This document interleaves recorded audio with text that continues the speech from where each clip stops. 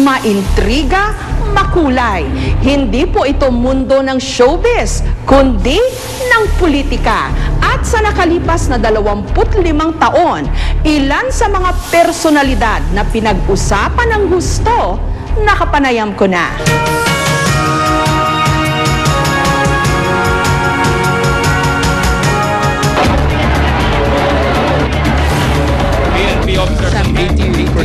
Sa totoo lang, kung ako papipiliin, hindi ko masyadong gustong kino-cover ang politika at mga politiko. Pero hindi natin maiwasan na sila ay kapanayamin dahil kailangan malaman natin diretso sa kanila kung ano ba talaga ang palagay nila o paninindigan nila sa iba't ibang mga issue sa atin.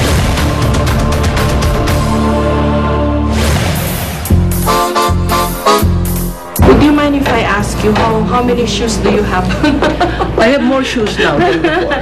Eh ma'am, sasabihin na naman nila, ayan si Imelda, sinakyan na naman yung mga sapatos. When they went to Imelda's closet, they did not find skeletons, they found shoes. Lahat ng mga building, PICC, Cultural Center, Folk Art Theater, Plaza Hotel, anong ginawa nila, pinagbili nila sa mayayaman at sa dayuhan? Ito para ito sa Pilipino. I think she knows how to play up to the audience. And you have to give it to her na maraming pinagdaanan siya na survivor siya. Hanggang ngayon, nandiyan pa rin siya.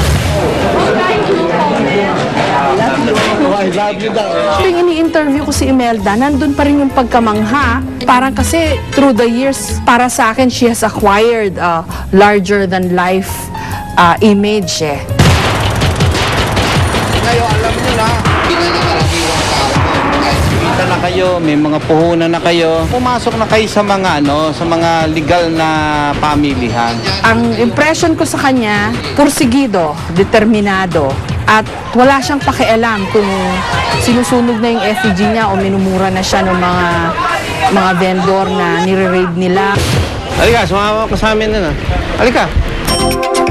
May reputasyon din ho kayo bilang diktador.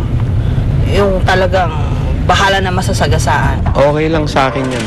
Pagkat alam ko naman ang definition ng Pilipinas sa diktador. Ibig sabihin lang nun pag ganun ang tingin ng tao, ay ibig sabihin efektibo ka. Nanggaling kasi yan sa private sector eh. So, dala-dala niya yun sa gobyerno. Kung political will embodiment, siguro si Bayani Fernando yun. Wala daw ba kayong puso? Bato daw ba yung puso? Ang puso ko nga mas may damdamin. Sapagat ang damdamin ko ay para sa mas maraming mga tao. PNP officers and men. Nung pumasok siya sa politika, gulat na gulat ako. Sinabi niyo na ayaw niyo sa politika. Tama yun. Very clear yung sinabi ko na I hate politics. And to put it more bluntly, I hate politicians. Hanggang ngayon, ganun. Paano nyo ho natitiis yung trabaho nyo as a senator? Malapit ko na hindi matiis eh. Yung pagiging senador. Alam mo, hindi ako masaya rito sa Senate eh. So, mahirap ba maging senador? Mahirap. Mahirap ang plastic?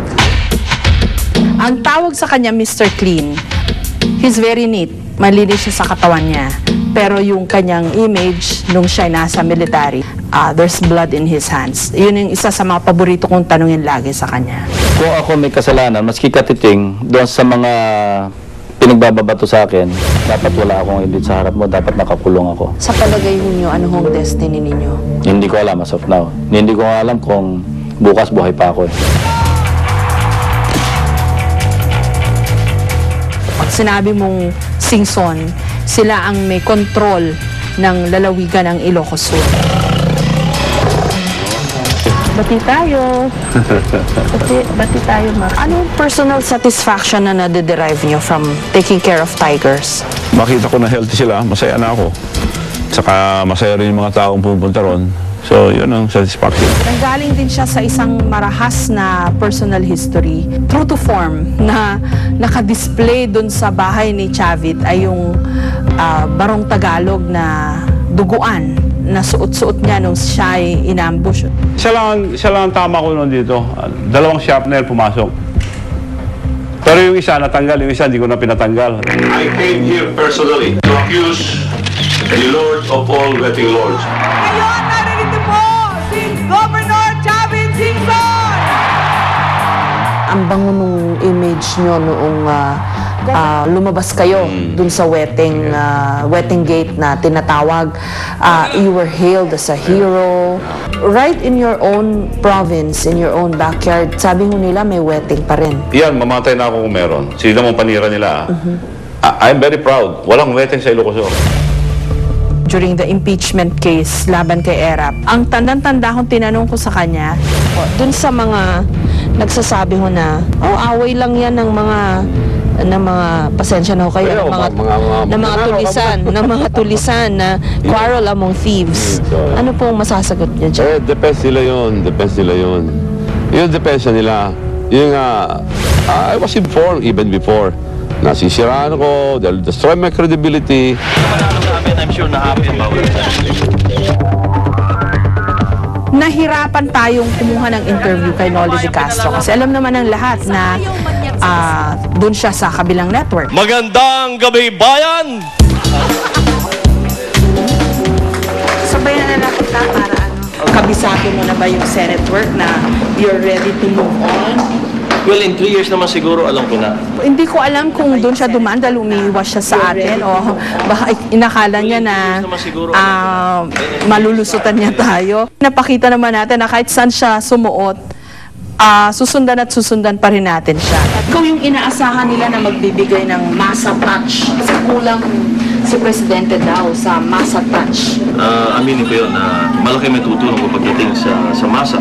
You don't mind na parang gagamitin ka ng Malacanang para kumuha ng tao? As long as para sa kapakinabangan ng lahat nating mga kababayan, nakararami sa ating mga kababayan.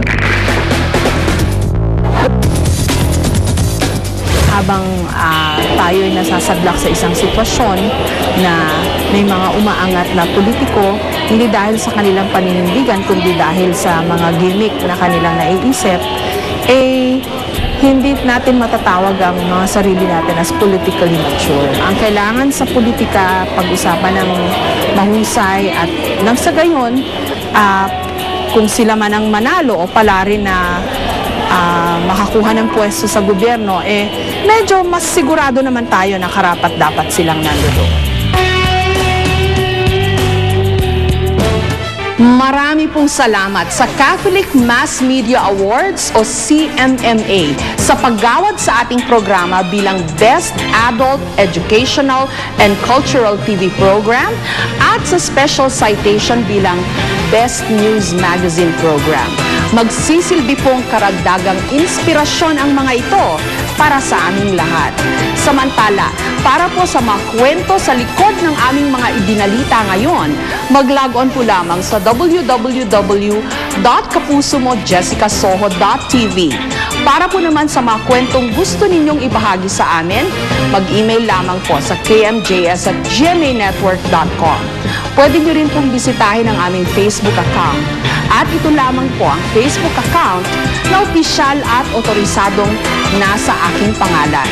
Hanggang sa susunod na Sabado po para sa isa na namang makabuluhang kwentuhan.